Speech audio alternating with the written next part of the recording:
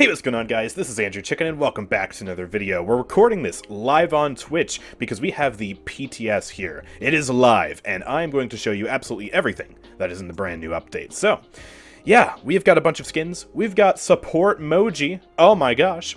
And, yeah, we've also got a bunch of other support ballots. So, let's jump right in. First of all, we have some skins. We have a new event pass, which, of course, in classic Evil Mojo fashion, you can't see the skins in the event pass, because they're locked behind chests. But I can show you the skins here in the champion selection, and we'll also take a look at them in the shooting range in a second. So we have Moji. Yep, this is the new Moji Skin, Red Raiden, and I forget what the other one's called, Akazuken? Yeah, this is the recolor. We'll click on that in a second, but yeah, this is the new Moji Skin, which, yeah, looks pretty neat. And then this is Akazuken, so more of a red, fiery version of this skin. So, yeah, we got Poli. Let's get the weapon inspect. The frickin' best part of Moji, the weapon inspect. Hands down one of the best weapon inspects in the game. Look at that, it's so cute! She sticks her thumb in his nose, though. Wait a minute, can we get that again? Just right up the old schnoz, just... okay. But yeah, it's pretty cute. Let's get the spray and the shoot effects. Oh, dang, we got, like, the green little plus signs coming off. That's cool. And the spit. What a breath of fresh air. They always just... I don't know who does the visual effects, Evil Mojo, but they always do such a good job. It's always, like, the highlight of the skins for me. They look so good. Let's check out the Scamper. Okay, nothing super crazy there. And you can already see part of the rework in action. We just keep going. Whee! And then the magic barrier. Alright, pretty standard. And, of course, last but not least, the ultimate. Nap time, Grandma! It's a bit of a weird voice line. And yeah, that's the treat. Nap time, Grandma! Nom, nom, nom, nom, nom. Yeah, pretty cool. And finally, the voice signs. Hiya! You're mythical. Fantastical. My story will be told for generations. Shiitake mushrooms. Okay. Our voice, we're flood protected. Why? Their face pretty. Well, okay. I guess, pretty different to a lot of the voice packs we have in the game, that's for sure. Is that Eevee? No, it's not Eevee. It's Eevee if she was, like, 8. Oh, God. And this is probably going to be the more popular skin of the two.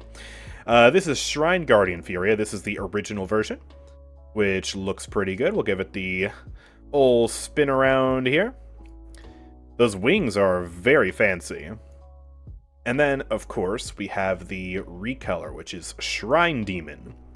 And this one is a little bit closer to the Abyss, with the whole pink skin going on. And yeah, it's just the recolor version of this skin. Actually, I just realized the wings look exactly the same, don't they? But yeah, it is pretty interesting take on a Furia skin. So, yeah, there you go. And let's do a bit of shooting.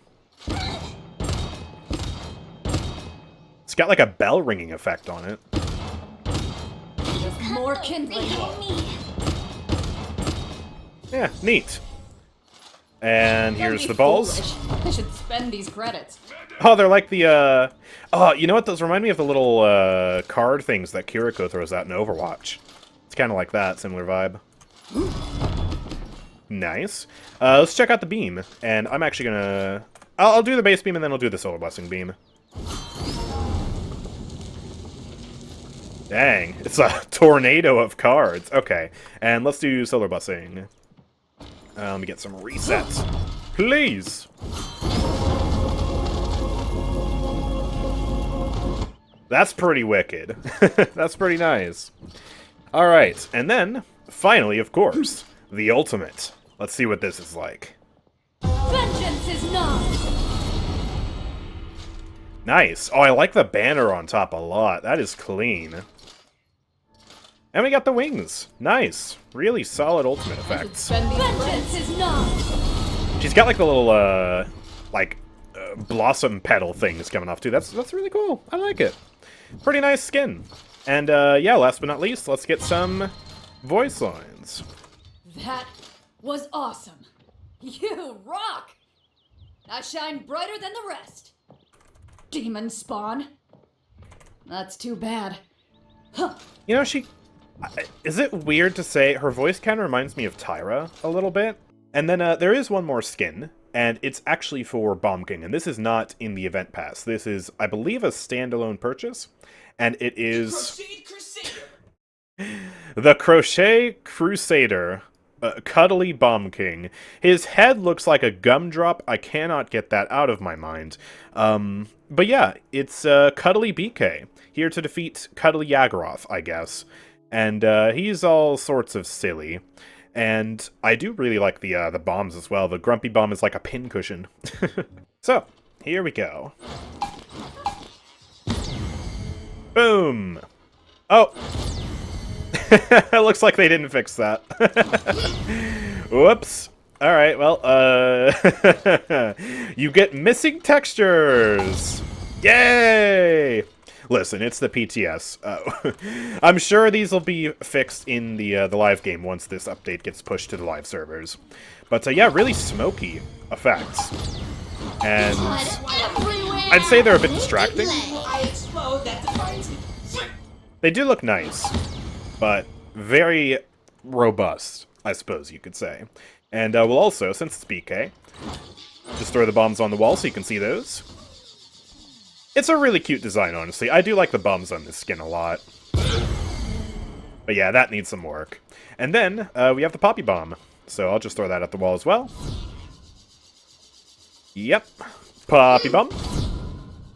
It sounds like the sound effects are reusing Honey King. I don't know if they're just really similar, or if they did reuse those sound effects. And if they did reuse those sound effects, I hope that's just a placeholder. I don't know. Anyways, here's the Grumpy.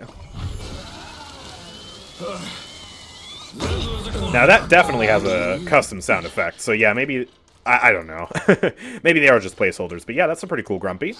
And lastly, let's check out the ultimate. Give your hero a big hug! Oh my gosh, the music. Alright, that music's pretty good. And yeah.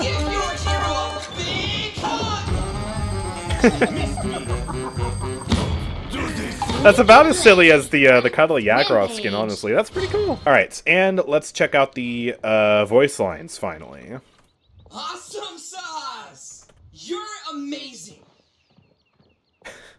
I've been conditioned by the new Ray skin to expect the, you're amazing, you should join House Ico. Okay. Awesome sauce! Fiddlesticks! Too bad. He sounds a lot like the digitized skin. He's got like a similar voice filter going on. So they've done a bit of an update to Skin Selectors to make them more like the Star Sisters for certain characters. And I guess, what would be a good example of that? I guess we can go on over to Willow, since she's been changed recently. And we can take a look at the new default Willow, right? So we have this little rectangle thingy, doohickey, up here. And when you click on that, you have the option to choose between the true default skin, which is denoted by the crystal, or the regular recolor, which is this blue one. So instead of having the blue one just as a separate skin with its own rectangle like Golden Willow here, it's now bunched up into here, so it's exactly like the Star Sisters. Hopefully this means they'll bring back some of the recolors they removed from the game. In the past, I would like that. But yeah, it's just to clean up a bit of the clutter here. And I suppose it's also very helpful for a character who has a lot of skins, like Maldamba. Who has a metric crap ton of skins. And then, yeah, now we have the default and the orange one just tied up into here. Although that does raise the question of why the golden one wasn't wrapped up into there as well. Because, you know, that's also a recolor. But hey, it's pretty nice. And also, probably the most impactful, Victor, or the character most impacted by this change is now, Code Green has the exact same sort of thing going on here. So you know how there are 4 of these plastic toy soldier Victors? Now they work just like the Star Sisters. So you click this, We have the one with the binoculars. We have this. The, whichever one this one is called. The Grenadier, I'm pretty sure this one is. And then the just officer guy with the hat. So that's a really nice quality of life change. Although, otherwise, the skins are exactly the same. And then, yeah, also, we have a new player quest line. So I want to take a look at that, because this is meant to really improve the new player experience. So let me just see if I can find that. Is it in activities here? Oh, yeah, it is, right here. Okay, so you see this special quest right here that says, Welcome to Paladins, Part 1, Siege Basics. In the Training tab, play 3 Siege training games, and you get some gold. So you basically just complete these different quests. They'll unlock in order, I guess. Like, once you complete one, you'll complete another, etc., etc. And if we just look at the actual patch notes here, we can take a look more specifically at what this will do. So, yeah, we have play 3 matches of Siege training, play 2 training onslaught and team deathmatch, reach level 5 or equivalent XP, and you get a free champion token. Make a loadout, you get some crystals, and reach level 20 or equivalent XP, you unlock ranked, and you get 1 free champion token. So this is a way for new players to get completely free champions, which is really good, because it's really hard for a lot of new players to actually get their hands on a significant amount of champions, because there are so many of them, and they're so expensive. And you can see down here, they've also done some price adjustments. So a lot of characters have gotten their prices completely cut in half. And you can just read this list and see which characters are impacted if you want. They're all older characters, so none of the new characters are going to be cheaper. Just characters like Shalin, Tyra, Moji, Koga, etc. And then finally, there are some ranked requirement improvements as well. And I believe these were teased in a previous, This Week in the Realm or something like that, where it says that after watching the launch of Season 7 and hearing feedback, we've decided to basically increase the ranked requirements for ranked. So the starting level is going from 15 to level 20, which doesn't seem like a lot, but apparently that is 75% additional XP that you'll need on your account to start ranked. Which means, as a new player, you have to spend a little bit more time learning the game and understanding how the game works to actually play ranked. And for the stinky people who want to smurf, then they also have to invest more time to actually get on that ranked grind. I think it's a good change, because, yeah, there's a lot to learn in this game, and, well, new players, they need more time to actually understand how the game works before they get into ranked, and they also need more time to actually get more characters, and they're making getting new characters a lot easier as well, so all very, very good things. And then, yeah, we also have limited time modes. So, Truly Talented is, I believe none of these are on the PTS right now. Yeah, none of these are on the PTS, but Truly Talented will be available from May 24th to 27th, so that's just in a few weeks, and this limited time mode will allow you to play old talents from the game's past, as well as some talents that were never released before, apparently. So, you're in Siege, you have a limited cast of older champions who actually had talents in the past, and yeah, they're bringing back stuff like Firing Line Khan, which Firing Line granted basically Khan and his teammates, I think it was crowd control immunity and bonus damage if they were affected by his battle shout, which is absurd. And Curse Revolver Androxus is also back. That's cringe. But that also means that really fun stuff that got removed, like Wakono's Curse. I know it's a very popular one. There was the Drogo's talent that allowed you to instantly fire salvo. I believe that's coming back. Dragonfire Lance Fernando. Davy Jones' Locker Makoa, the one that lets you basically roll on your belly infinitely. That one's back. So that'll be really interesting and really fun. And I can't wait to try that out. And then, May 31st to June 1st, Caught Lacking is the second limited time mode, and it basically turns Paladins into Overwatch. Yeah. Yeah, basically there's no cauterized scaling. All champions have 35% anti-healing applied to them throughout the match passively, and Rejuvenate is disabled. So, it's basically like, what if healers healed less, but there was no passive cauterized to worry about? So, it's an interesting idea. I doubt it'll be that much fun, but yeah, it's I guess a very interesting take on a limited time mode.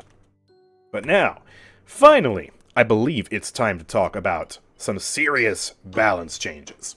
So let's head into the shooting range, and let's get ready to show all this stuff off. Of course, starting with Moji. Although, before we do that, let me turn the audio back down so I can hear myself think. Yeah, there we go. And also, Let's quickly show off the item balance before we get into the Moji changes. I know I just keep teasing you along. Trust me, it'll be a good idea to get this out of the way, especially because all the item changes here are absolutely massive W's. Seriously, I think this is probably the most uncontroversially based thing of the patch. It's super good. So, armor plating got nerfed. It is now 300 credits. Same price as Chronos. Very nice. Make it harder to access the most overpowered item in the game. I like that a lot. Sentinel, as I'm sure you've noticed, has moved, and that's because it is now 200 credits, the exact same price as Unbound. You're the So, Puma's pajamas. yeah, it's significantly less of an investment now to purchase this, much more savory option. Super happy to see that. And then finally, we have Lethality. And Lethality has been buffed to last the same duration as its other fellow similar style items in the item store. So Trigger Scent would last for 5 seconds after getting an elimination, Sentinel would last for 5 seconds, and now Lethality also lasts for 5 seconds. So you get a nice movement speed boost. And you really get good uptime on it as well. This item is like golden now. It is in the sweet spot. I think they've officially perfected Lethality. So that is awesome. But now it's finally, holy,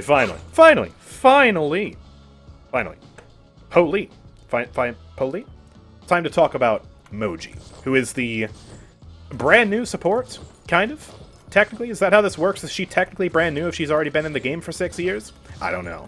But she has been reworked into a support character, and so let's dive into exactly how this champion works. The way she works is that she basically heals people, kind of like Spirit Summon Grohk and Combat Medic Pip, where she uses her weapon as her primary form of healing. So, as I'm sure you can imagine, the spray heals people. Yay, look at that. And it also applies a magic mark to Fernando, so the marking mechanic has been shifted to teammates. And you can basically just shoot them like this to heal them up. So, Moji is now friendly. Yay, look at all the burst heals. And as you noticed, when we put a mark on Fernando and then detonate it, it does 500, but then it also has a heal over time. So, yeah, 500 bursts, but then that heal over time brings it up to, what is it, like 800? Something like that, over the course of its duration. And the spray itself does a pretty good amount of healing, and when you're constantly just wailing away at somebody like Fernando here, you can see how easy it is to heal. Boom! Boom! Boom! Yeah! Boom! Woohoo! But you do have a resource meter now, so the spray is the only thing that consumes the resource meter. The spit will not. And the spit is her primary form of actually attacking enemies. Wow, you're like really good! You can basically shoot it out like that. I believe it explodes as well. Yeah, it explodes. So, Boom Boom is basically like a base kit thing now. It basically works like a Drogo's rocket. And yeah, those 500 damage, there's no more marking on enemies now. But when you combine the spray and the spray will still do damage. And you can still end up doing a decent amount of damage as well. Definitely not, you know, the crazy damage that we've come to know and love from Moji. But on the bright side, it's now very consistent. So you don't have the inconsistency of getting like half a mark on somebody, barely doing damage, but then sometimes also getting a wallop of 1000 damage, but then also getting countered by someone who can cleanse marks, like Koga. And I believe also this means for damage is now better versus shields, because that's a consistent wallop of 500 damage every time you shoot. Right? Yeah? Also, one last thing. Check this out. Oop, never mind, it doesn't pierce. I thought it pierced. I thought they said it pierced. Cryptic. Are we here? Okay, never mind, it doesn't pierce. But yeah, then, as well, we can just, we can run into the wall, but yeah, we can just infinitely scamper. So that's pretty cool. Pierces through allies. Oh, okay, so if I go over to Fernando here. Yeah, there we go. So we pierce through allies, so I can, like, do this, and I can kill the Cassie through the Fernando. So you can do damage and you can heal at the same time. That's pretty cool. I like that a lot. Let me show you another cool thing about the mark. At this range, yeah, you can see the mark briefly turn white. If I just go back here again, yeah, it's white. And you'll also notice if I detonate it, I got a burst heal. Did you see that? I'm getting affected by the mark. So this has a pretty massive AoE heal. Boom, look at that, I healed myself. So, detonating the magic mark will heal you. You can't get healed from your own spray, but, yeah, the magic mark basically acts like a bomb, so it's also, again, kind of like Boom Boom, but in base kit, but also for healing. And so that means she has really good area healing, and also is able to have pretty good self-sustain. So that's something to keep in mind as Moji. Like, even if your teammate doesn't need healing but you do, you can just do this and heal yourself. So that's very nice. for self-sustain. But then lastly, we have the Magic Barrier. And this ability allows you to summon shields onto Fernando. And it's basically an ability where you channel, you get a big burst of shielding, and then you regenerate some more shielding as you channel the ability. Just like this. You can also cancel it early if you choose. And the shield is, you know, kind of small, just like that. But you have to bear in mind that it applies to all your teammates in a radius around you. So I can be all the way over here, provide Fernando with some shields, give him some heals. And yeah, I believe if I double check the numbers here, let me scroll back up on the patch notes. So the Magic Shield applies a 500 shield as soon as you cast it. And then it's an additional 100 being applied... Or excuse me, no. Excuse me, I misspoke. It's 100 applied instantly and 400 over 2 seconds, so it's 500 in total. But yeah, 500 shielding, potentially to all your allies around you. And that's what it looks like to have the max shield. We basically go from 2400, was it? 2500? How much health do I have in this build? Yeah, 2500 up to 3000. So... yeah, that's pretty cool. We have a shielding-based ability on a support. Kind of channeling a bit of Torvald action up in here. And it's crazy to think that that is, yeah, just AoE. It affects everybody. You can give a Torv bubble to everybody. And, geez, with how they nerfed Torvald's bubble, I mean, his bubble is almost at base down to 500 as well, too. So, yeah, that's pretty powerful. Pretty darn powerful. The last thing is her ultimate, and it has basically stayed the same. You ult somebody, they turn into a cookie, you eat them. But once you complete the animation, you get a nice burst heal. And that burst heal is equivalent to 50% of your maximum health, and it ignores anti-healing.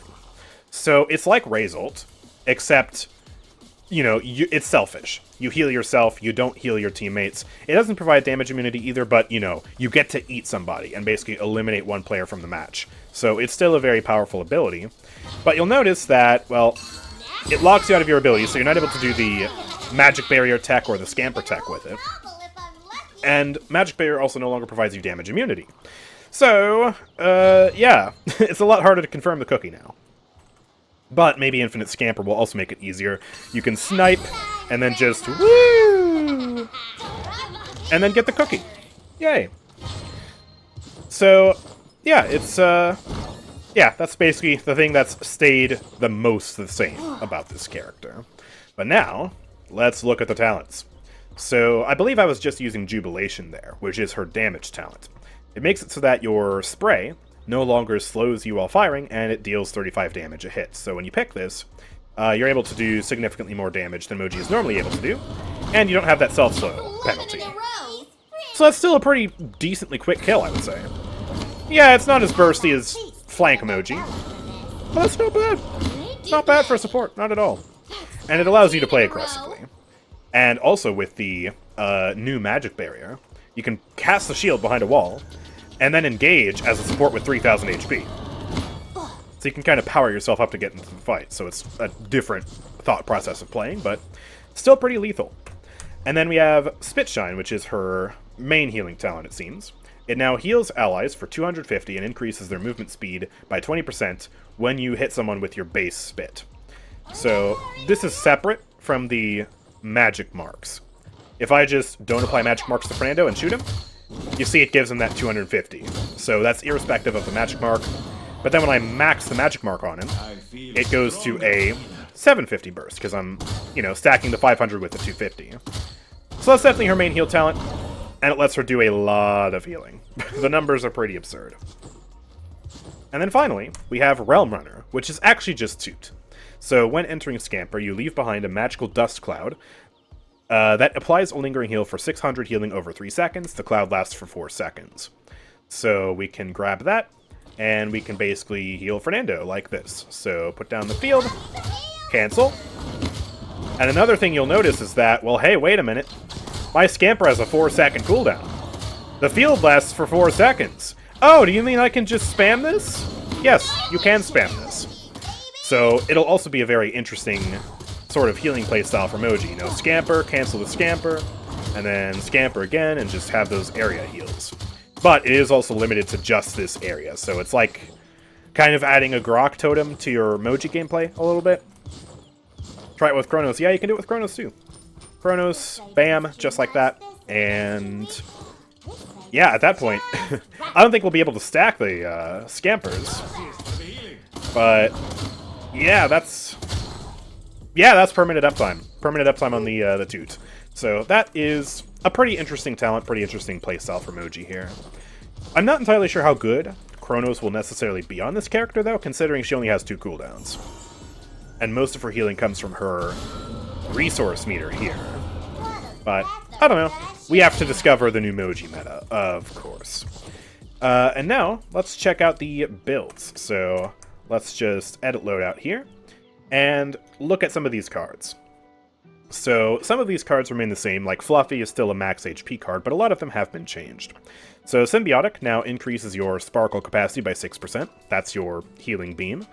Peppy generates Ultimate Charge when triggering Magic Mark at max stacks, so you can kind of spam ults a little bit. Will-o'-the-Wisp, I think, is the same. Movement speed after getting an Elim. Still probably a bad card. Nature's Blessing. Allies gain 5% movement speed for 3 seconds after being healed by Sparkle. And Sparkle is your Spit. Which, it actually still says Spit right here. I guess that's technically an oversight, but it makes sense, so I don't know. Anyways, you also have Morning Breath, which is the opposite. Enemies hit by Sparkle are slowed by 5%. Only for half a second, though. So significantly less duration. But yeah, it's still slow, so I guess that's pretty neat. And then we have Greater Good, and this card is very spicy. When an ally receives max magic marks, they gain a 20 health shield while marked. So I actually prepared a build for this. If we just grab Spitshine and this build, which has Greater Good at level 5, we can basically give Fernando a shield. And then when that pops, we can give him another shield. And then give him another shield. And yeah, you'll see it does expire when we hit him and disable the mark. But we're still potentially able to give a lot of extra shielding output here. And if he's constantly getting shot while I'm constantly shooting at him, that shielding will end up being a little bit of extra healing, you could say. And bear in mind, Guardian. Max that out. Magic Barrier. And then we also benefit from Guardian with this card. And we're able to get a lot of shielding numbers. So, this is an interesting card to keep an eye on, for sure. But, yeah. You can potentially be Shield Bot Moji? Is that a thing? I don't know. Anyways, let's keep looking at the cards. So we have Dense Woods, just increase the duration of your magic marks. Theoretically would synergize with Greater Good, but you also wouldn't want to detonate your marks, and I don't know, maybe a playstyle will emerge with Dense Woods somehow, I doubt it, but yeah, that's the thing. Then the Magic Shield cards. These are pretty interesting too. So we have Cozy. Magic Shield heals allies for 6 every quarter of a second while it's being channeled. That seems weak. 30 every quarter of a second, so we're looking at 120 healing per second while being channeled. That's... I mean, I guess it is a card, so it's not meant to be like a main source of healing, but it is, I guess, a way to supplement your healing if you want, and spam even more numbers out of this character. Then we have Glimmer, which reduces Magic Shield's cooldown by, well, 1 second when detonating a max stack magic mark, and that is a 2-second internal cooldown. So we can run this... Why can't I save and exit this? Did I already have that card in my build? Oh, I did, right. So yeah, we can pop this, and then boom, just like that. Get the cooldown proc, detonates. Oh, I actually have to detonate it first, but yeah, then we can do that, and then we can get another magic shield. So... Actually, is the internal cooldown even working? It doesn't look like it's working. It looks like I'm just... it looks like I'm just getting it every single time. That's pretty crazy.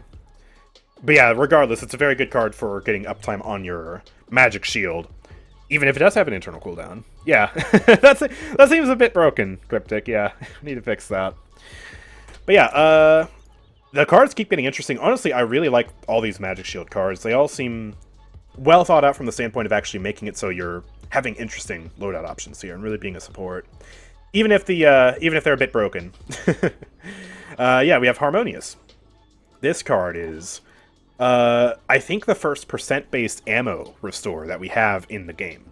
So this lets you regenerate 7% sparkle and ammo for affected allies every quarter of a second when channeling Magic Shield. So that would work out to, well, 7 times 4. That is Embarrassing. 28. Yeah. There we go. It took me a second. My brain's itchy. I'm sorry. I need more water. Ugh. But yeah, 28% per second. So, yeah, and that's a 2-second channel. So you can basically restore half of a teammate's ammo back with this card at level 5. And let's just test that out. Let me drain my sparkle and let's see how that feels. Alright, do that. Have some plot armor. Did you say have some plot armor? Oh my goodness. But yeah, that regenerated it very quickly. Let me compare that to the base rate. Yeah, that definitely made me regenerate a lot quicker. So we can basically, like, empty, and then pop this, and we stack the card with the base regen rate to get a full clip back as soon as the magic barrier is down. So, and yeah, you can imagine, because it's percent-based, that this would be really, really, really, really, really good with a character like Ruckus, Rom, anyone who has a very high ammo output, even someone like Koga. Like, Koga could pop agility, run in, and then Moji could be right behind him, press magic shield, and he would never have to reload. So this would be... This seems like a very interesting card, very situational, because there are some characters you just don't want to use this with. But yeah, I really like this, because we don't have that much ammo regeneration in this game as a supporting capability, and so I think this is really cool. And then we have Shimmering. Allies affected by Magic Shield gain 15% crowd control resistance for 4 seconds, and that is universal. It's not, you know, with the CC split like with Unbound versus Sentinel. No, it's just raw CC resistance. 15% seems kind of low. You might consider buffing it up to 20. I don't know. I feel like this might run into the issue of being unused in the same way as Lilith's card that grants CC resistance, but who knows? Maybe it'll be good. At the very least, all 4 of these Magic Shield cards are really unique, and I like having unique cards, so I'm super happy to see that. And then finally for Scamper. These are all generic. Kind of uninspired, but also, you know, it's fine. They're still good cards nonetheless. We have Boop, which gives up to 40% movement speed for 2 seconds after using Scamper, which, with the uptime that Scamper has, is almost permanent uptime when you have Chronos 3. So that's a pretty nifty movement speed boost if you want to constantly be spamming Scamper. And then we have Scoot, which gives damage reduction during Scamper, kind of like Jenos' card. Scurry, which grants healing while using Scamper. And then we have Wobbles, which grants up to 50% slow resistance while using Scamper. Now, I don't necessarily know how good this card is going to be, but I guess it's there if you want. So, pretty nifty, I suppose. And that's all of her cards, that's all of her talents, that's everything. So, we will play this character a bit later, but we still have a lot of balance changes to cover. Every single support has been changed. So, let's go in order. Alphabetical order when it comes to these supports here. So that means up first, we will be starting with Corvus, who is just getting a flat nerf this patch to both his healing and his damage output. So I'm going to pick Dark Gift's main support build just as a baseline. So what happened to this guy is his Abyssal Reconstruction has just gotten a flat nerf from an 800 burst heal to a 700 burst heal. So you can see that here. 700 instead of 800, and if we put a mark, the mark brings it up to 805, and that's a direct mark with Dark Gifts, and, I mean, I don't think Shadow Tribunal, yeah, Shadow Tribunal doesn't help with that, but, yeah, that's the max mark heal you're going to get now.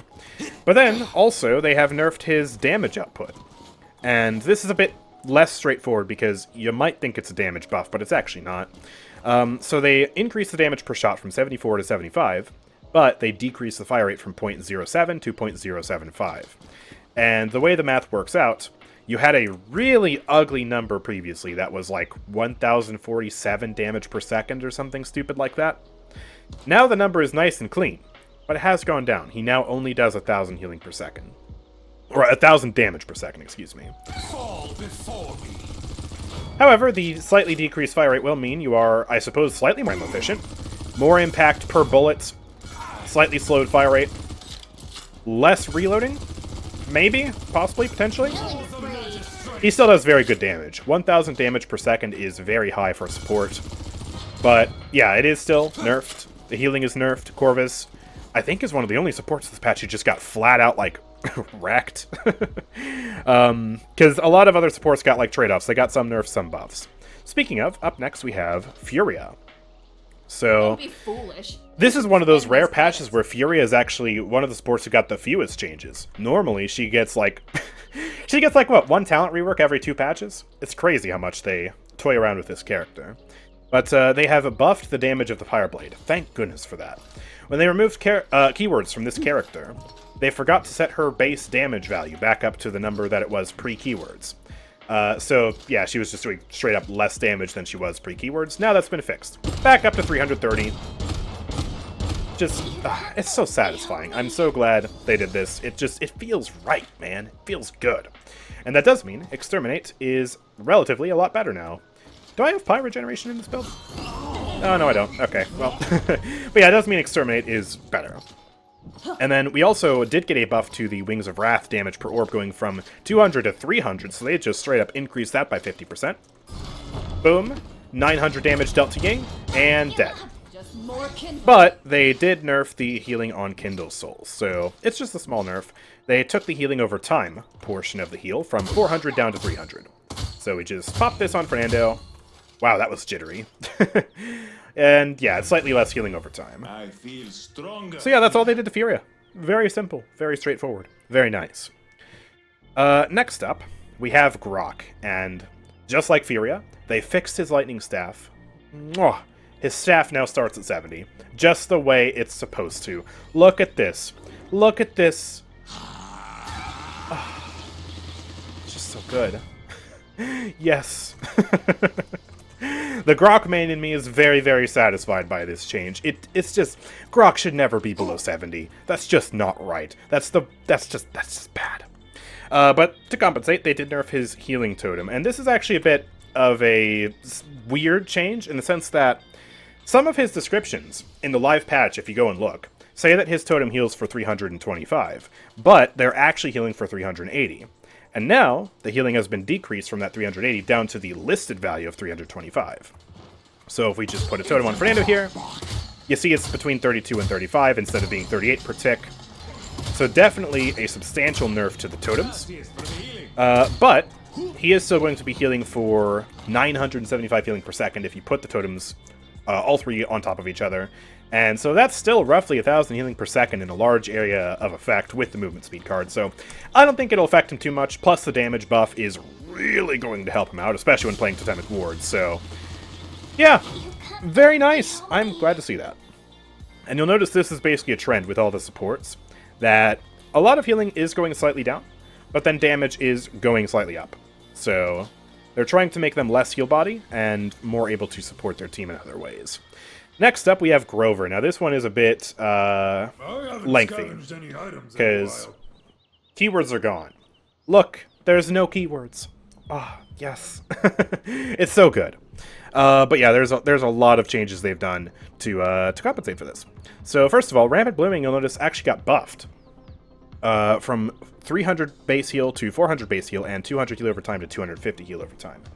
But of course, the keyword is removed, so I guess it's roughly about the same, kind of, but also not really, because 300 to 400 is a lot more than just 20%. So, I don't know. But yeah, that's basically the only talent change. The other talents remain exactly the same. They just had their keywords removed. But then, the throwing axe, at base, now, does 385 damage instead of 350. So that's the starting damage that it scales from. Oof, and you have to be, like, literally in melee range to get that value of 385. As soon as you step back here, even to this range, he's now doing 400 damage for axe, which is so nice. So nice. And if we just head over here, I mean, I won't be able to hit that, but I'll be able to hit that. We're looking at, yeah, precisely 770 damage is the max axe damage now at base. And I'm sure you're wondering, how does that feel with Ferocity? Well, let's pick Ferocity. Throw an axe at Vic. 1,001 damage is the maximum damage you can do with Grover Axe now. So I believe this does mean Ferocity now is doing more damage than it was previously. I'm sure someone in the chat can remind me of how much damage he did with a max axe with keywords, but I think it was below 1,000 barely. It was like 950, something like that. Yeah, and you can scale it with Trigger Scent too. Here, let me buy some of that. Boom, and let's get a kill Bop, bop, bop, Rampage. bop. Oh, 1070. Woo! So that's pretty cool. I'm glad to see Ferocity actually do damage. That's nice. Anyways, he still has more changes, though. So the Blossom at base actually took some pretty hard nerfs. So not only are keywords removed from Rampant Blooming, but the base Blossom has gone down, which I didn't expect them to do that. But yeah, you'll see the passive healing has been reduced from 75 to 70. Very small, hardly noticeable change, but then look at this. Woomph! 500 burst heal, are you kidding me? What? Yeah, they took the burst healing from 600 down to 500, but they did increase the healing over time from 285 to 350. But overall, that is still a net nerf to the amount of healing it does. And also specifically when you're playing Grover in late game and you only have a split second to heal someone before Cauterize gets reapplied. Because he has less burst healing now, that's going to make him a little bit less impactful when you're trying to give someone that crucial burst that they need. And now, Rampant Blooming and the Blossom are closer than they've ever been in terms of their healing output. I mean, look at this. You tell me which one is the real Blossom. Boom! Boom! Dude, they look the same. So, he's even more dependent on Rampant Blooming now, I would say, for healing output, because that's where the majority of your healing is going to come from these days. The pickup build is going to go crazy. I'm not sure if that was the right way to really tackle this character, because I think it would be nice if he could play Ferocity or Deep Roots comfortably, and not be so dependent on this, but that's the way they've done it. And then finally, they have nerfed his ultimate ever so slightly. The initial cost on activation is now 50% instead of 40%. So it's a little bit harder to use the ult for a temporary burst of healing, cancel it early, and get a lot of ultimate refunded. You'll get a little bit less refunded now, so you'll have to be a bit more careful with the ultimate. Next up, we have Io. So Io has gotten similar treatment in the sense of she's gotten damage buff and healing nerfs. So let's just grab Goddess Blessing, typical stuff here. And let's check this out. So her light bow now deals 425 damage instead of 400.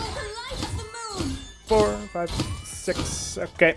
I don't know if that really changes any kill thresholds or not, but it is a damage buff nonetheless, meaning that when you're not channeling your heal, you are doing more damage, which is good. However, Moonlight has been nerfed, so it's gone back down to the value that it was for a while, which is 135 instead of 150. So a little bit less impactful, still very good healing output. And you can still, you know, combine it with Luna heals, combine it with the buffs from Goddess Blessing. But yeah, it is weaker now, so yeah. Welcome to healing nerfs. Guardian Spirit also does more damage now and has a lower stun cooldown. So if we move Luna over here, she will now be doing 200 damage with the first and second hit, up from 180. And the stun now has a 15-second cooldown, and you can see it tick down on the bottom left there. Just going to be rising a little bit faster, and then once it's back at full, you'll be able to stun again. It's still kind of long, isn't it? There we go. And stun. So that was just 3 seconds sooner than it was previously. And now Begone also does more damage, so this is up from 800 to a 1000 burst. So lots of damage buffs for Io, really trying to make her less of a heal bot. Next up is Jenos, and he is another character who's gotten some really spicy changes. Kind of like Grover, except probably way better. Jenos is going to be a lot stronger this patch, and that's because we'll take a look at these cards. Astral Cycle and Retrograde have both been completely reworked. These were the boring cards that let you have a lower cooldown on the Astral Mark and a higher duration on the Astral Mark. Now, Astral Cycle, this one looks very strong. It applies a 20% movement speed boost for 6 seconds to the target ally. Meaning Jenos now has a buff. He is no longer a really bad heal bot. He's now, okay, a really bad healer, but a character who's able to provide some very powerful and consistent buffs. That movement speed boost is going to be pretty huge. Yeah, 6 seconds. 6-second duration. You can just walk around anywhere and move faster for 6 seconds. So that's very powerful. But again, Jenos is a really bad healer, so it's not like you're going to have crazy healing output with that too. And then Retrograde gives Jenos a 200 health shield for 4 seconds to the target ally. You're not going to buy Guardian on this character, I can assure you that. But it's a little bit of an extra boost to your healing. And if that Fernando could walk, he would be very happy. Because he would be moving faster. But yeah, look at that shield. Oh boy, imagine that with Torvald Pocket. Oh god, wait, no. Wait, no. Why did I say that? No. Forget I just suggested that you could run this with a Torvald Pocket. Shh. Anyways, he also got some other buffs. And really just shifts, I guess. So Astromark, you can't run those cooldown cards or duration cards anymore. They've just been put into base kit at a medium level. And what that looks like is now Astromark has a 6-second cooldown with a 12-second duration. So, not quite as powerful of a cooldown or as powerful of a duration as you would have previously with those cards both maxed out. And that's to compensate for the fact that, yeah, he's got these really sick new cards now that make him a lot stronger. But what if you don't want to play Jenos as a healer? Or a support? What if you want to play him as a damage? Well, I'm sure the astute players among you have already realized. This does 400 damage now. Oh my gosh. What? What? Nothing is as savory. Ugh.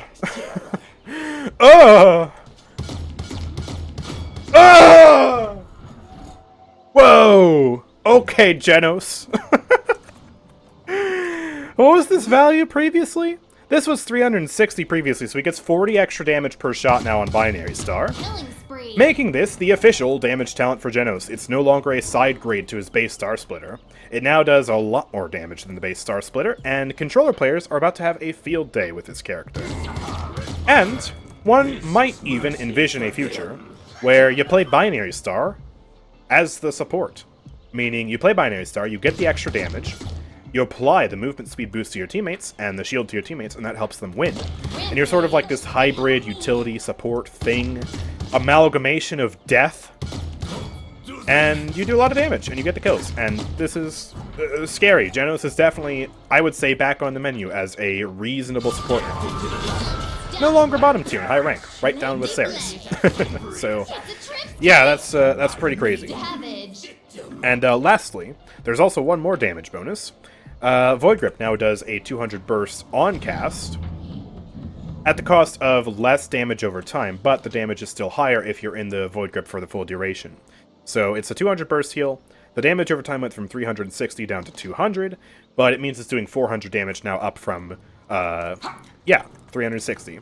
So, yeah, that's pretty neat. And, yeah, I guess you could also stack it with Power Cosmium. I wonder how that works. Oh, it's a long cooldown. Oh my gosh. Die! Hold on. Alright, here we go. Let me hear you beg. Okay, so it went up to 240 burst, and does 60 damage over time. Neat. Basically, this will really help out once the enemies buy Unbound for your Void Grip, and let you get a little bit more damage in, whereas previously it would do no damage, and it would also barely interrupt them. Next, we have Lillith. Oh boy, this is a whole book. Oh my gosh. Look at this. She almost got as many changes as Moji. This is crazy. Let's break it down for you, chat. So, this character is, first and foremost, no longer a tank. What? I have Blood Cannon at level 5 right now, and I have 2,700 HP. So, significantly reduced HP, and if you look at the patch notes, her base HP has been reduced from 750 to 500, and the blood HP has been reduced by a staggering 500 hit points, from 2,500 down to 2,000. But she now is able to compensate for that by having a little bit more self-sustain. So she has an addition to her passive now, where whenever a Blood Hex ally gets an elimination, Lillith will basically heal for 750, passively. So that's just a bit of kill to heal. Theoretically, you could stack it with Bloodbath, although I'm not sure how good of an investment that would be, because Bloodbath is still trash. But, yeah, that's cool. That's more extra self-sustain. Just hex somebody, they get kills, you get healed, more swarms, lovely. And they've also modified her Blood Hex regeneration. They've kind of standardized it, honestly. So the way it works now is, if you hex an enemy, you will regenerate 20 blood, blood at 20, scaling by 10 cap of 210 every 0.5 seconds. Okay, so what that means is it starts at 20, I believe.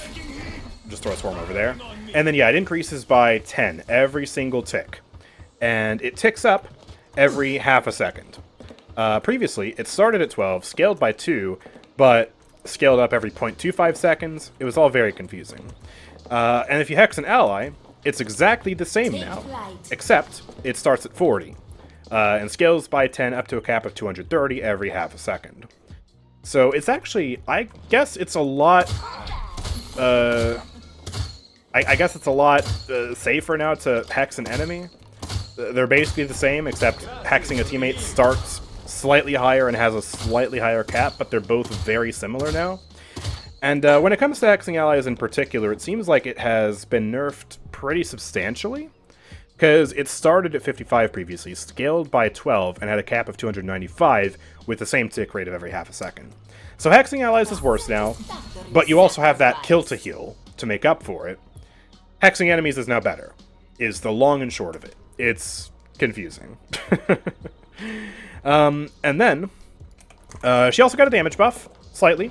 Heart of Crimson now does 25 extra damage. 650 now. Nice clean 4-tap. And then, yeah, Blood Hex. Also, it looks like it does more damage too. So it went from 1.5% every 0.325 seconds to 1.25% every quarter of a second. Slightly faster damage. And you can see that on Victor. It's still kind of small, isn't it? But, you know, you can restore some ammo from it, I guess. I don't know. Anyways. It looks like they also nerfed his healing, if I understand this correctly, from 25 per tick down to 20 per tick. So let's just put it on Fernando and see what happens. Boom! 100, 120, 140, 160. That definitely looks weaker. Fernando! Come on, man! Oh, he's living it. He's living it. And it caps out at 500 now. Okay. What happened to my swarm? Wait, does it eventually expire if you just hold it long enough? Or am I crazy? Okay, I don't know what just happened. Anyways. Swarm also got some changes. Blood cost now scales based on charge, from 500 at base to 800 at max charge. So, if you look at my health, I just pop a base swarm. I don't really take that much damage. Puts me down to 2200, and I'm quickly regenerating some of it. And yeah, that's just how that works, I guess. But if I charge up to max, you'll see my health will go down. Slightly dips. Why am I healing? Oh, is it because I'm in... Wait. Why was I healing? What is happening? I'm so confused. I don't know. It does more damage. That's the point. That's all you need to understand. So, I believe now the max charge swarm is the same cost as the swarm just was previously. But if you do a smaller charge swarm, it will just cost less. So it should be a bit easier to manage your blood health, theoretically, maybe. And they also did some changes to the numbers. So the stage 1 swarm has been reduced from 75 damage, 55 healing to 60 damage and 50 healing. Stage 2 has gone from 105 of both to 90 damage and 70 healing. And Stage 3 has gone from 160 damage and 125 healing to 150 damage and 110 healing. So also, yeah, really just a lot of nerfs across the board to Lillith when it comes to her just raw numbers. Yikes! And then, I guess Deathwing's also got a blood cost reduction from 350 to 280. There we go. My goodness. This character is so complicated. A lot of changes to chew through, and also I don't know what's causing my heal rate like this, considering I'm in combat. I'm so confused. You got the damage and healing numbers the other way around? Are they backwards? Let me put a max charge swarm out here. 110. Oh yeah, those are backwards. On the patch notes here, you see it says from left to right. So it says 75 damage on stage 1, 55 healing. So the number on the left is supposed to be the damage, but if you look at stage 3, it went down to 150 and 110. 110 is the damage number, but it's listed as the healing number here. So yeah, those numbers are backwards. Whoops. Okay, well, everything I just said applies, but in reverse. Yay! Oh boy, but on top of all this, it just keeps going. This is so much to handle. And I'm flying by the seat of my pants here, because I barely understand Lillith, and I don't even know what some of these card changes are going to end up being, but let's just go through them. So Blood Cannon has been reworked, as you can see. It no longer has the trade-off of reducing your base health to increase your blood health. And you'll notice the scaling is significantly lowered as a result. So it's just a flat 250 increase to your blood health at level 5, which is just straight up regular scaling for a health card for a character like a support or damage character. They just scale up by 50. So just a regular old health card now, nothing fancy, but it will give you more blood health to work with. Then we have Enriched Blood, which is this card. This, I don't... Stealthy, you're going to have to help me remembering what these cards did previously, because I couldn't tell you. Yeah. But yeah, this now increases the duration of Swarm by up to 1.25 seconds. That's all it does. So, yay, duration increase. Woohoo. Next, we have Overflowing Delights, which removed the penalty to Swarm cost on card, now reads increase the radius of Swarm by 2%. So I believe this made it more expensive to cast. Now it just increases the radius of Swarm. It's still so tiny, though. 10% at level 5. I don't know if it's worth it. But, Enriched Blood increased damage and healing by 4%, but reduced duration. It's the complete opposite. Now it increases duration and does nothing else. Okay.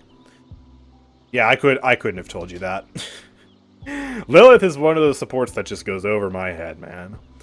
I guess I'll leave it to the Lillith mains to tell you whether that's good or not. On paper, it sounds pretty good to me. Let me just put it in this build real quick and see. Let me go over to Fernando and see how I can double stack swarms, if that's possible. I think I need some more credits, though. Can I buy Chronos? Do I have Chronos? What is happening right now with my credits? I think I have all my items now. This is bugging tremendously. Let's just try this out. So we put a swarm on Fernando. And then we put a swarm on Fernando. Ew. The biggest nerf Lilith received for my flank playstyle is the rework to Wings of Terror, but they're discussing about reverting that change, thankfully. Well, that's pretty cool, as you can see. Very easy to double stack swarms right now. Maybe that's why they nerfed the values so much. I don't know. What were you saying about cards? The biggest nerf is the rework to Wings of Terror. I guess we'll get to that later. We haven't covered that card yet. Okay, Symbiotic Relationship. Rework to allies gain lifesteal while standing in your swarm. Once again, you're going to have to remind me what that card did previously. I don't know, man. I don't play Lilith. But then Wings of Terror. That I know that one was the distance card, because I used that recently in a damage build. And that is changed to increase the radius of the reactivation. Yeah, I see why that's a problem, Stealthy. That kind of sucks. That was a good card. That was a fun card. Yeah. Okay. Symbiotic Relation used to increase healing of Swarm, but increased cost. Okay. So they basically got rid of a lot of these trade-offs and just made them have different effects outright. Enriched Blood seems a lot more helpful now, to me personally. And Symbiotic Relationship, I guess, is still giving the increased healing, but in a different way, where it's going to scale a lot better on characters who have good healing output, or good damage output, right? It's interesting. It's interesting. And then finally... Alright, that's all the card reworks. So now, it's time to show off... I'm gonna keep it $150. I'm not gonna sugarcoat this. This new talent looks terrible. This looks pretty bad. Curse of the Cord. Your blood can regenerate to full out of combat. Blood is gained out of combat twice as fast. That looks like veteran. Did we really just give her an item as a talent? Is this the Azan persistence treatment? Oh gosh, let me take some damage here. Oh, that does kill me. Oop, that. Whoops. I was like, I can take an extra shot, right? No, I can't. Okay, hold on. 1, 2, 3. Okay, whew. Get out of there. Let's see how this heal rate is.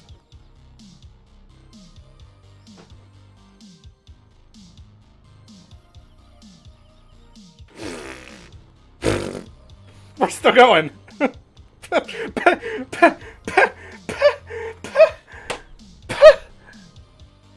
that's so much worse than I thought. Wait. Okay, Maelstrom of Carnage, and Meditation. Yes. All right, shoot me. Shoot me. All right, look at this.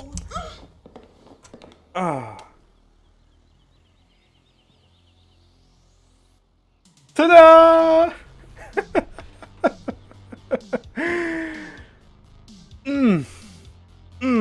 No, this is not it, folks. This is no. Dude, there's no way this ships into live servers, right? This is guys. Don't do the Azan treatment to this character. That's so bad. No. At least she still has Maelstrom of Carnage and Murderous Intent being interesting talent ideas. Also Murderous Intent with the damage bonus. Hello? Boom. Yes, I am remembering how this talent works. Yeah! Fire rate increase with the 650 damage. That's pretty cool, I guess. Yikes. Anyways, that's it for the Lillith changes. Oh boy. Lillith mains, you can have a field day just trying to figure out what's going on here. I will leave that to you. Lillith is just one of those characters that I do not touch. She's like Agroth. Not for me. Not for me. Let's move on. We have to check out, up next, Maldamba. One of my favorite characters. And he got a buff, and also technically, is that a... I'm not sure what the Mending Spirits change is, honestly. But he does the same damage as Io still. So both of them went up to 425 from 400. Yay! Dude, my Spirit's Chosen gameplay is about to be elevated with this. Look at all this damage. Booyah. Wabam. Oh, stunned. Yes. So that's awesome. But then Mending Spirits. Okay, so the increment of healing has been slowed from 1.25 to 1.6. So slower heal rate. The heal length has been increased from 2 to 3 seconds, so it's less bursty.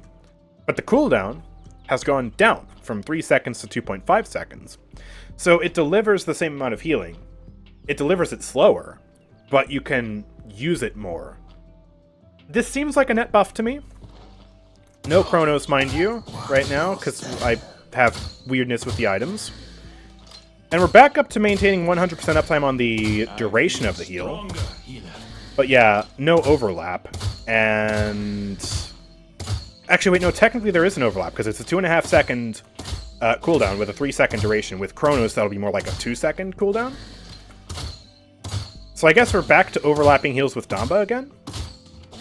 And yeah, this will end up being a raw healing buff to him in the sense that more cooldowns means more healing. So yeah, just straight up Damba buffs. Well, next up, we have Pip.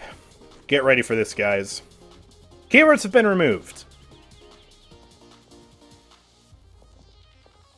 Moving on to the next champion who got balance changes, we have Ray! Actually, on paper, it doesn't look like that many changes, right? Until you realize they have completely reworked Extension. And they actually renamed it too. That was not listed on the patch notes. It's still listed as Extension there. But it is now Ambidextrous. Guild Chain has 2 charges, but bounces 25% slower. Whew. Okay. This is spicy. On top of that, just real quick, she also got a damage bonus from 450 to 475. 4 and 5. So that's nice. And then Chain Heal, it did also get a nerf, and this is, yeah, going to hurt her other playstyles a bit more than it will Extension, because now obviously Extension has 2 charges. But it went from 600 at base and 780 for a linked ally to 550 at base and 715 on a linked ally. So let's check this out. Let's just put the link on Fernando, and you can definitely tell that's slower, but then we get another Chain Heal. Then we get another chain. Wait. There we go. Wait a minute. I'm not even shooting for the magic and the blood proc. And eventually it slows down a little bit, but oof. That is a lot of uptime. It seems like they are just... They have a really low cooldown or are decreasing simultaneously or something like that. Something has gone horribly crazy here. This is like Healbot Ray. I am not struggling to keep this Fernando alive at all. I haven't had to use Extension. Or, Envelop, I mean, excuse me. Okay, so... I guess what we can do then for extension is get rid of this card entirely because that's completely irrelevant. We'll swap in Refreshing Break, put this at level 5, put this at level 4, 5. Yeah, we'll put that at level 5. We'll put Lepori Prayer in here. Why the heck not? And yeah. Use ult. And then let's just bounce and...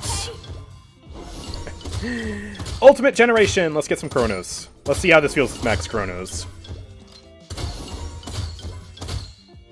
And my ultimate is just going up. Look at that. Because of the healing I'm doing, but also because whenever it bounces to me. We get the ultimate charge. We're providing damage reduction to Fernando, so he takes less damage. This looks kind of broken, I'm not gonna lie. Maybe it'll be more balanced in a regular match, but this is silly. It's certainly better than old extension, that is for sure. And I'm glad they renamed it too, because you're gonna have a lot of old, like, outdated posts saying extension is trash. This is not trash. This is like the opposite of trash. This is insane. After that, we have Seris. We're getting close to the end of the roster here. So Seris, it looks like, has gotten mostly raw buffs. So, yeah. Let's just take a look at Agony first. It didn't get a change. It just got a description update to make it a bit clearer for people. So it now says, for each stack of Soul Orb detonated by Ren Soul, Restore Soul heals an additional 5% true healing, excluding healing disable effects, up to 25% for 10 seconds. So, yeah. That's the accurate description of this talent now, to reflect what it was previously doing. And the reason why they did this is because the previous description made it seem like only your next heal would be affected by the bonus. So you would basically do something like this, detonate, and it made it seem like just this first Restore Soul will be affected by the damage bonus, when it was, in fact, the next one, and the next one, etc. for 10 seconds that would be affected by this healing increase. The only thing Agony is missing now is a UI indicator, you know? Get a little circle thing here, make it green instead of purple to differentiate it from Soul Collector, and just have a number here showing how much your buff is scaled, right? Whether you have 1, 2, 3, 4, 5, etc. So that would be great. But functionally, they have not changed Agony at all. It still heals for the exact same amount. Everything is the same, it's just a description update. But then, let's get into the actual buffs now. As you just saw there, Restore Soul does a burst of 400 damage now, so it's just 100 damage per stack instead of 90 damage per stack. So if we just spread out a few stacks here, you see the different damage numbers. It's clean. I like it. And then, Restore Soul also gives Seris apparently 20% damage reduction during the duration. So if I pop over here, take damage, I heal myself for a little bit from my heal, and I think that appears to be maybe working. Did it work?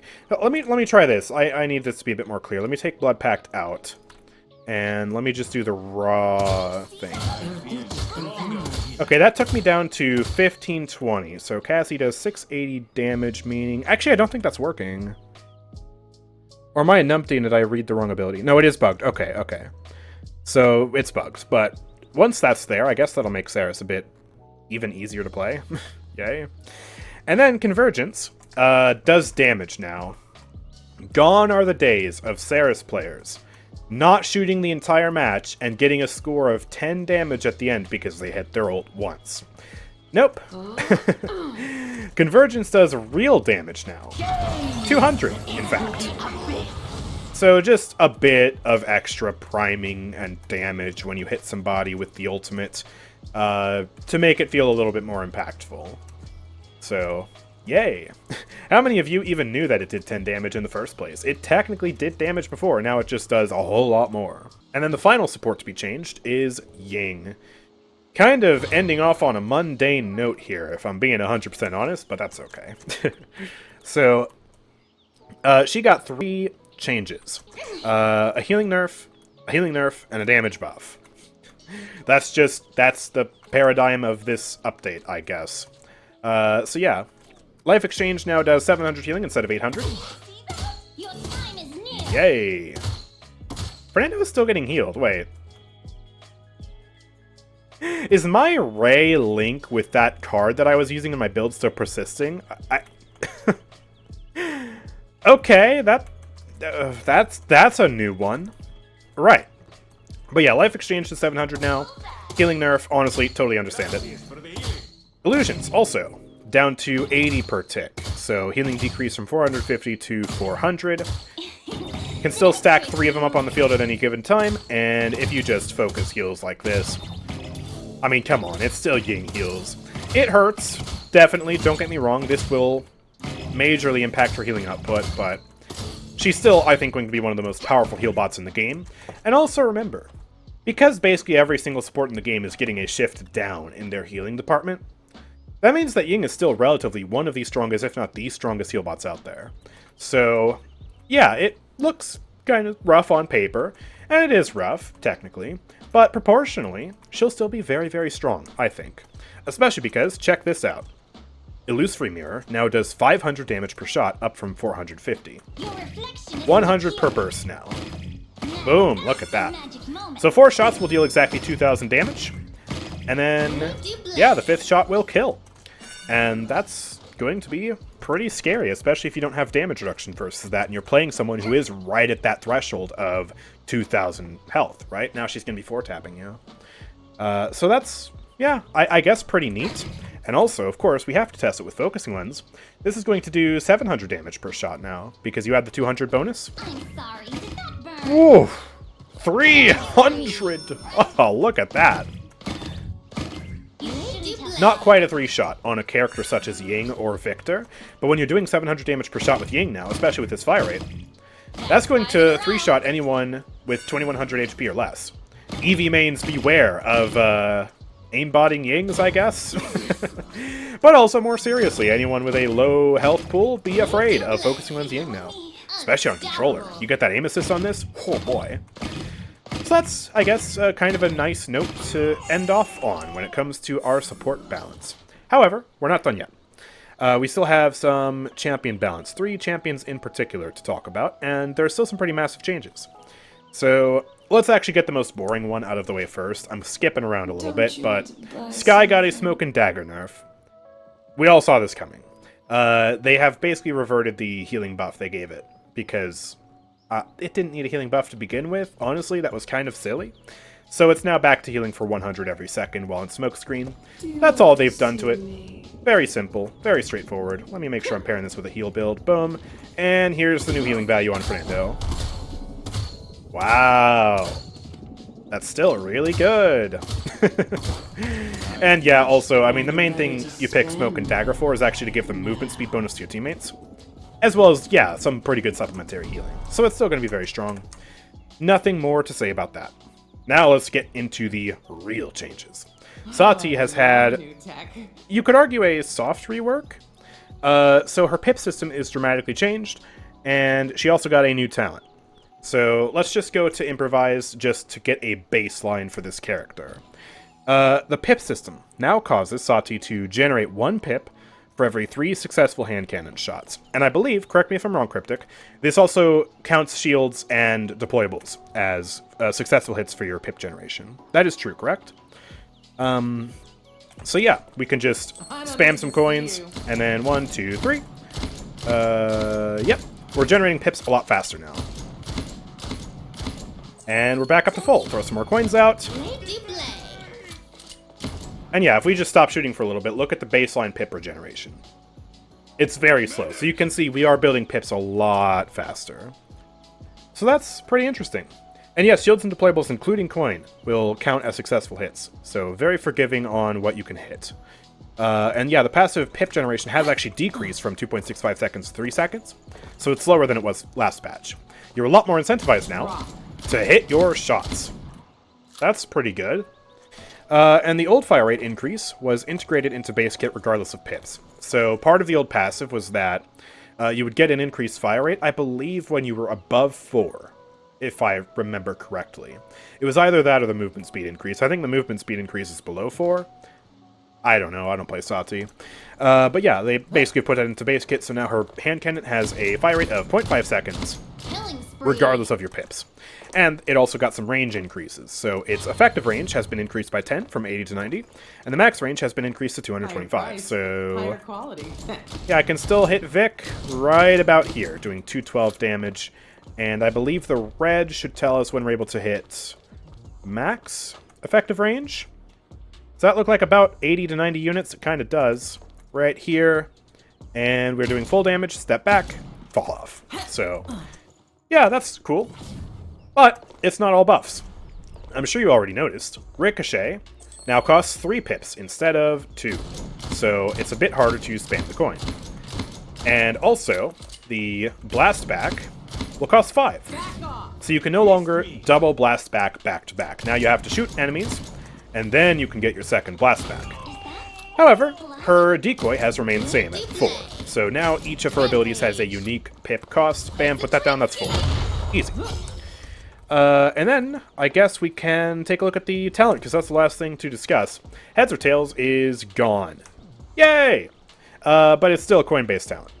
So, Ricochet now costs 2 pips, and generates 1 pip for every 4 successful hits against opponents. So, yeah, you throw the coin out, and you generate pips a bit faster. So let me expend most of them, and just shoot. 7 in a row. Yay! They do play. It's a trip skin. So this playstyle is still a thing where you sit in the back and spam the coin. And I still resent that very much. But at least you're not hitting 2 people now, I guess? I don't know. It's just the coin. You guys know I hate the coin. But I do think the overall rework to the pip system is pretty positive, because it's going to make window of opportunity a little bit more balanced without really taking away any of the potency. This is still very strong, but it's less spammable, and you have to hit your shots consistently in order to use the blast back consistently. And also, I will take a nerf to the coin any day, reducing that to 3, or increasing that to 3 rather. Heck yeah, I like that, because the coin is stupid in its current state. Anyways, the final change we have to discuss now is to Omen. And, well, our prayers have been answered. Omen is fixed. We should make an exception. He's just fixed. So I'm gonna click on Binary Void, let's get a normal build here, no funny business, and just show you the new base shotgun. So specifically what they've done is they have increased the effective range and the max range, but that's not really the important thing here. The important thing here is they have changed the damage per pellet and the spread to function similar to every other shotgun in the game, Furia, Buck, Barrack, etc. So if you hit less than 50% of the pellets, it deals 50% damage. If you hit more than 50% of the pellets, you deal 100% damage. So he is now completely consistent. Look at that spread, right? You see on the wall there? And even though we weren't hitting 50% of the pellets there, we're still dealing consistent damage. It's not all over the place. Where one time we hit full damage, one time we hit 150, the next time we hit 63 for some inconceivable reason. It's now much more consistent. There's still a little bit of variation. But if we just pop back here, boom, we go down into that slow ramped up fire rate. It's a lot more consistent. The shotgun is consistent. It's just plain consistent. So, yeah, they fixed the shotgun. Just straight up. It's good now. It's fixed. And to compensate, obviously, as you can see, they have nerfed the damage from 500 down to 450. But he's still doing a lot of damage with this fire rate. And I think that is perfectly reasonable and acceptable, considering that now the shotgun works again. And I believe this also means that... Okay, so if we go into the rifle stance, the winded down phase, we can still potentially clip a target and not hit full damage, but it's up to 225 from, I think, 63 it was previously, so I guess that's good? I kind of hoped that would just completely fix it outright, but I guess it hasn't. But yeah, that's pretty nice. Boom. Yay. Damage. But that's not where it stops. Because we also have a nice, really, really nice fix to Gravity Vice. If you guys remember my Omen video, I pointed out that Gravity Vice does not actually apply a cripple. It's some sort of weird other thing that it does, where it's able to cancel abilities without being a cripple, which makes no sense. And I and many others hypothesized that it was the cause of many of the lockouts that Omen was experiencing, where you could grip somebody, they would go ethereal or something, and it would prevent you from using her abilities. But now, if you look at the Ying, pay very close attention, you'll see an arrow applied to her for a very brief amount of time. That little orange arrow that appeared above her, that is the cripple status effect. Hopefully this fixes him, and the lockout. Hopefully. Maybe. Possibly. Potentially. Maybe there'll still be a way to lock this character out. I don't know. But I hope that this helps. That would be really great.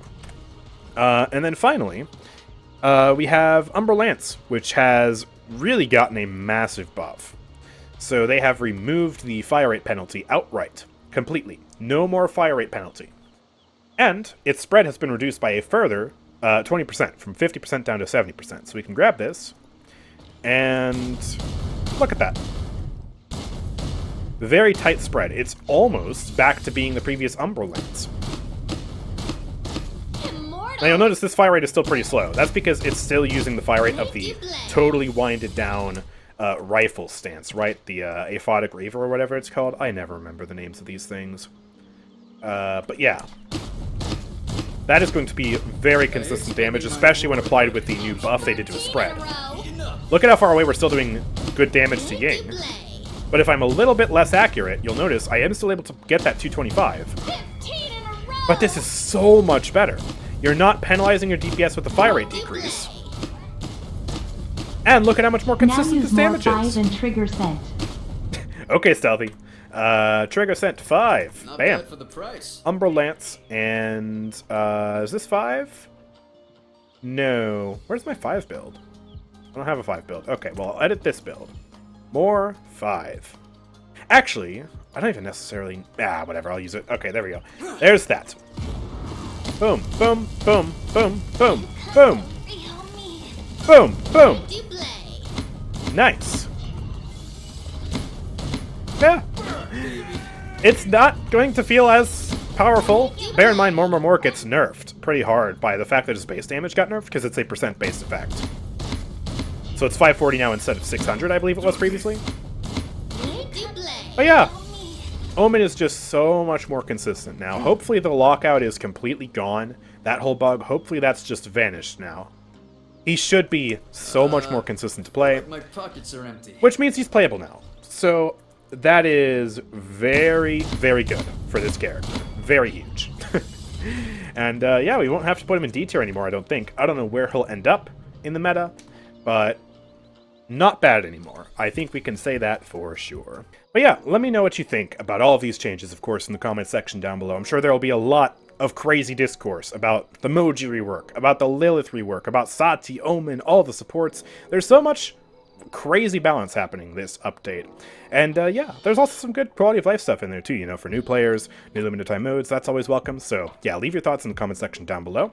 And lastly, if you want to support the channel, please consider buying your crystals for this upcoming event pass at the Nexus, nexus.gg/AndrewChicken. Let me pull that up for you real quick. Take a look at this bad boy. Boom. You can buy the season pass, crystals, DLC, all this wonderful stuff, and support the channel directly in the process. So if you're looking for your crystals to buy the new Moji Skin, buy the new Furia Skin, or even the PK Skin, buy it here. You support me directly, I'd really appreciate it. But with all that being said, thank you guys for watching. I will see you all next time. Peace out.